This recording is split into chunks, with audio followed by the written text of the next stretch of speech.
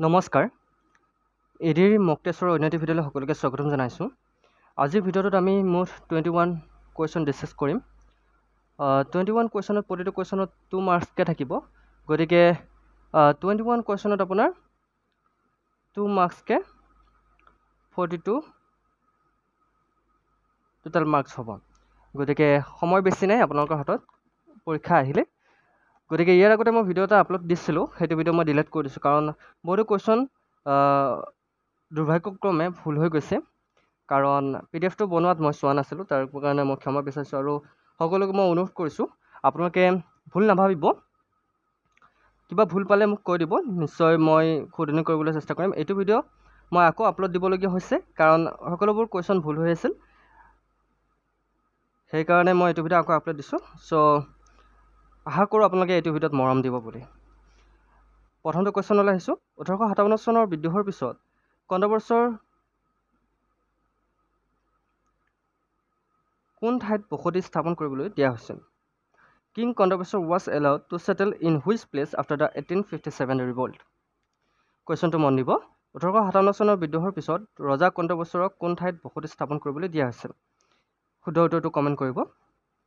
কিমানজনে শুদ্ধ উত্তৰ দিয়ে মই চাম। ইয়াৰে শুদ্ধ উত্তৰটো হৈছে গুৱাহাটী। 1857 চনৰ বিদ্ৰোহৰ পিছত ৰজা কণ্ট্ৰভাৰ্চৰক গুৱাহাটীত বসতি স্থাপন কৰিবলৈ দিয়া হৈছিল, মনত থাকিব। নেক্সট কুৱেশ্যনটোলৈ আহিছোঁ। প্ৰশাসনৰ ব্যৱস্থাৰ বাবে ইংৰাজীয়ে অসমক কিমান অংশত বিভক্ত কৰিছিল? In how many parts the British divided Assam for the provision of administration?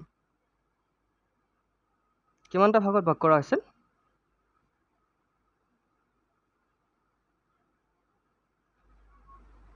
শুদ্ধ উত্তৰটো হৈছে 2টা ভাগত ভাগ কৰিছিল। কেইটা ভাগত? 2টা ভাগত, মনত ৰাখিব। ইয়াৰ আগতে মই 4টা ভাগ বুলি কৈছিলোঁ, গতিকে কাৰণ ভুল হৈ যায় মাজে আপোনাৰ নচোৱাৰ বাবে, চ' ক্ষমা কৰিব। নেক্সট কুৱেশ্যনটোলৈ আহিছোঁ। অসমত ব্ৰিটিছ প্ৰশাসনৰ অধীনত নিম্ন অসমত কোনে কৰ্তব্যৰত আছিল?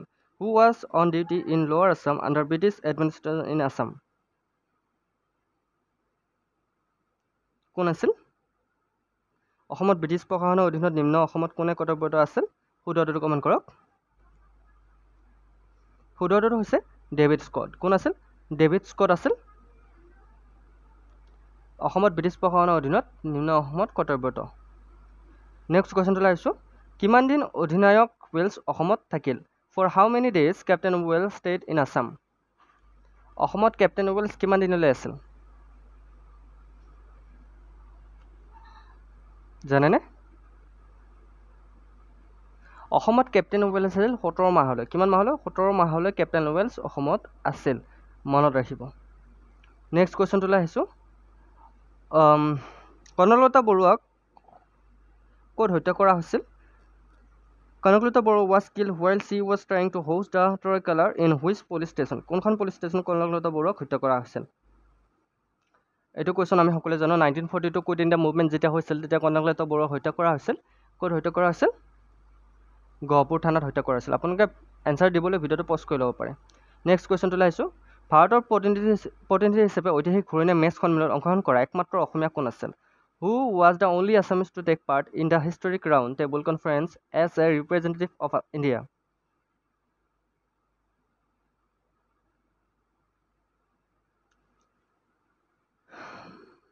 কোন আছিল? শুদ্ধ উত্তৰটো হৈছে চন্দ্ৰধৰ বৰুৱা। চন্দ্ৰধৰ বৰুৱা আছিল ৰাউণ্ড টেবুল কনফাৰেন্সত আমাক অসমৰ পৰা ৰিপ্ৰেজেণ্ট কৰিছিল তেখেতে। নেক্সট কুৱেশ্যনটোলৈ আহিছোঁ। ঐতিহাসিক দাণ্ডি মাৰ্চত অংশগ্ৰহণ কৰা একমাত্ৰ অসমীয়া কোন আছিল? Who was the only Assamese to take part in the historic Dandi March?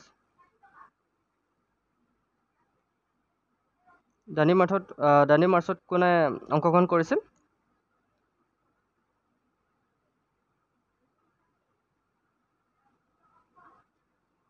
শুদ্ধ উত্তৰটো হৈছে অপশ্যন বি, লীলাধৰ বৰুৱাই দাণ্ডি মাৰ্চত অংশগ্ৰহণ কৰিছিল, মনত থাকিব।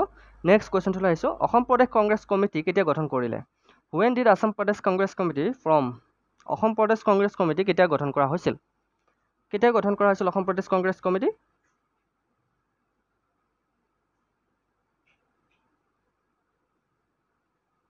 ইয়াতে আপোনালোকে এনচাৰবোৰ চাই ল'ব দেই, মই আপোনালোকক কাৰেক্ট কৰি দিছোঁ। ইয়াৰ মাজতো বহুতে আকৌ ক'ব যে ভুল এনচাৰ দিছে, আপোনালোকে চাই ল'ব ভুল দিছে নে শুদ্ধ দিছোঁ।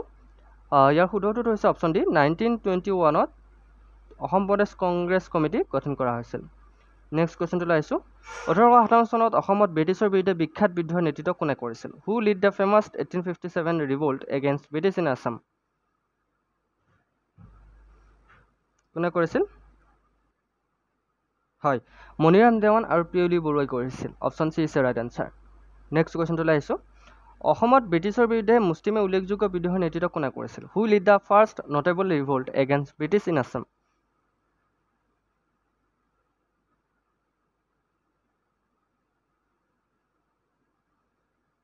শুদ্ধটো কমেণ্ট কৰক শুদ্ধ উত্তৰটো হৈছে অপশ্যন চি গুমধৰ কোঁৱৰ হৈছে শুদ্ধ উত্তৰ নেক্সট কুৱেশ্যনটোলৈ আহিছোঁ কামৰূপৰ বিক্ৰমাদিত্য নামেৰে পৰিচিত কোন আছিল who was known as Vikramaditya of Kamrup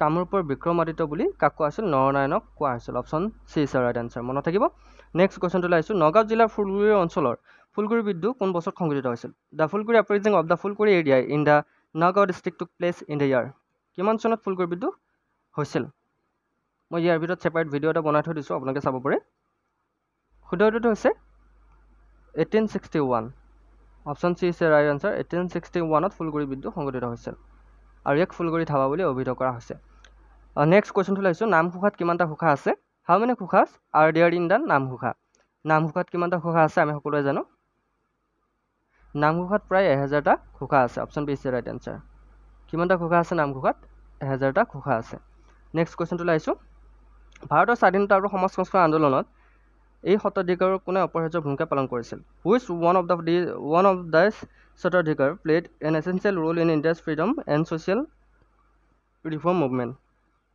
ইয়াৰ ভিতৰত কোনটো স্বত্বাধিকাৰে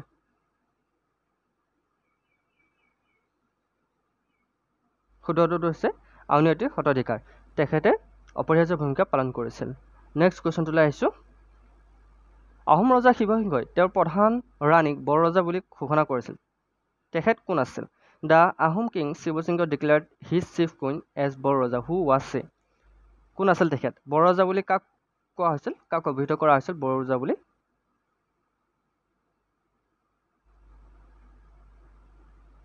শুদ্ধটো হৈছে ৰাণী ফুলেশ্বৰীক বৰ ৰজা বুলি অভিহিত কৰিছিল শিৱসিংহই নেক্সট কুৱেশ্যনটোলৈ আহিছোঁ মৌমাৰী বিদ্ৰোহ দলৰ কোনটোৰ সৈতে জড়িত the Moamoria revolution is related to which of the following ইয়াৰ ভিতৰত শুদ্ধটো কোনটো হ'ব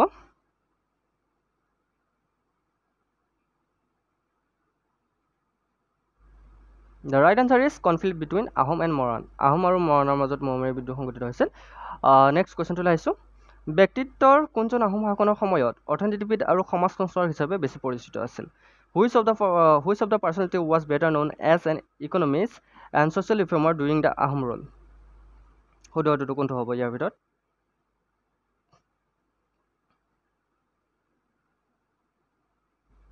য়েছ option B is right answer Momai Tamuli Borbarua মনত থাকিব নেক্সট কুৱেশ্যনটোলৈ আহিছোঁ ইতিহাসত কোনটো কালত আহোম ৰাজ্যৰ উৎপত্তি হৈছিল the Ahom kingdom originate in which period of history কোনটো পিৰিয়ডত আহোম কিংডম হেৰি হৈছিল the right answer is option A medieval পিৰিয়ডত নেক্সট কুৱেশ্যনটোলৈ আহিছোঁ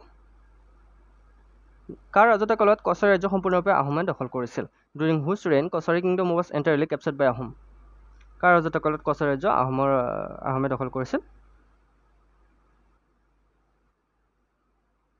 শুদ্ধটো হৈছে ৰুদ্ৰসিংহৰ দিনত option D is right answer next কুৱেশ্যনটোলৈ আহিছোঁ সংস্কৃত শিলালিপিত নৰনাৰায়ণৰ নাম এনেদৰে উল্লেখ কৰা হৈছে in Sanskrit inscriptions the name of Naranarayan in mention as Naranarayan আৰু কি নামেৰে জনা যায় কেতিয়াবা আহে কিন্তু আমি সকলোৱে পঢ়িছোঁ এইটো সকলোৱে জনা উচিত যে নৰনাৰায়ণক ইয়াৰ ভিতৰত কোনটো শুদ্ধ উত্তৰ option C is right answer Malladev নৰনাৰায়ণৰ আন এটা নাম হৈছে মল্লদেৱ সংস্কৃত শিলালিপিত নৰনাৰায়ণক মল্লদেৱ নামেৰে উল্লেখ কৰা হৈছে নেক্সট কুৱেশ্যনটোলৈ আহিছোঁ স্বৰ্গনাৰায়ণ উপাধি গ্ৰহণ কৰা প্ৰথম আহোম সম্ৰাট কোন আছিল who was the first Ahom empire to assume the Hindu title Swarganarayan শুদ্ধটো হৈছে চুহুংমুং দিহিঙীয়া ৰজা বুলি কোৱা হয় তেখেতক আপোনাৰ স্বৰ্গ নৰনাৰায়ণ উপাধি গ্ৰহণ কৰা প্ৰথম আহোম সম্ৰাট গতিকে মনত থাকিব তো আজি এয়া আছিল আপোনাৰ মক টেষ্টৰ 21 কুৱেশ্যন চ' কুৱেশ্যনকেইটা কেনেকৈ পালে জনাবলৈ নাপাহৰিব ইয়াৰ মাজত বহুতো কুৱেশ্যন ভুল আছিল মই শুধৰণি কৰি দিছোঁ চ' কিবা যদি ভুল কৰিছিলোঁ ক্ষমা কৰি দিব বিশ্বাসী বন্ধুৰ ফেমিলি আপোনালোকে গতিকে বিশ্বাসী বন্ধুৰ ফেমিলিক সদায় আপোনালোকে বন্ধুত্ব বজাই ৰাখিব মই আশা কৰিছোঁ চ' ভিডিঅ'টো যদি ভাল পাইছে লাইক কমেণ্ট শ্বেয়াৰ লগত আমাৰ বিশ্বাসী বন্ধু চেনেলটো ছাবস্ক্ৰাইব কৰি দিব নাপাহৰিব আজিলৈ মানে অন্য এটা ভিডিঅ'ত আকৌ লগ পোৱাৰ প্ৰতিশ্ৰুতিৰে জয় হিন্দ জয় অসম